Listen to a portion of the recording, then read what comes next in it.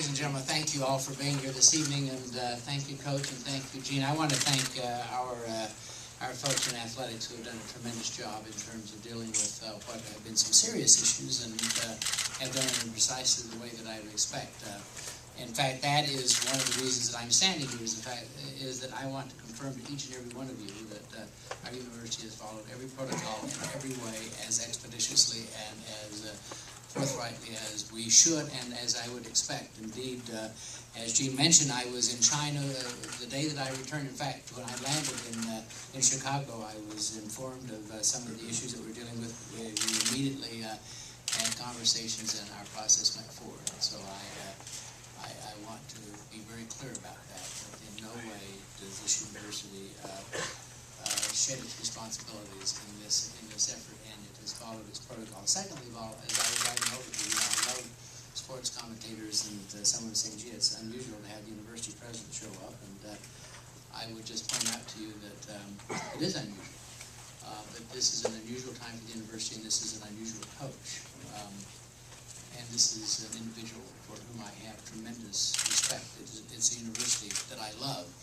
It's young people that are making an enormous difference in the world. And so I wanted to come over here and simply speak to that regard. First, let me just say that Coach Tressel and I have had an extended conversation about this. Indeed, we sat in my house for about 3 hours and talked about this issue.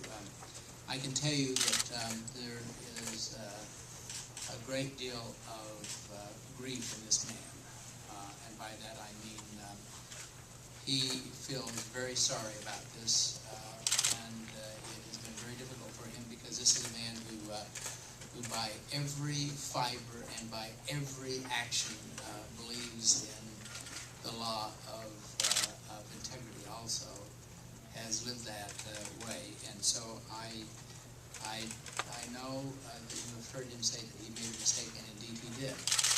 He's learned from that mistake. We've all learned from that mistake, and nonetheless we're going forward. And as Gene said, this university is very committed to this coach.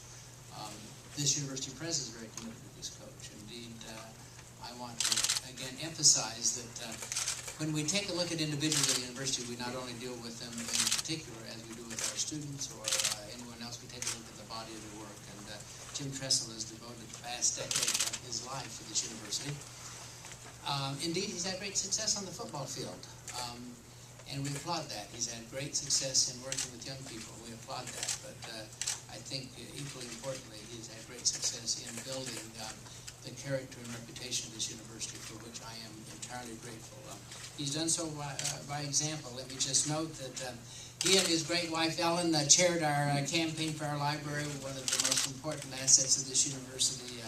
He has, in word and deed, supported our academic medical center in the larger community and beyond this community in so many other areas. He has supported and focused on hunger and has focused on our troops. Made a trip to Iraq in 2009.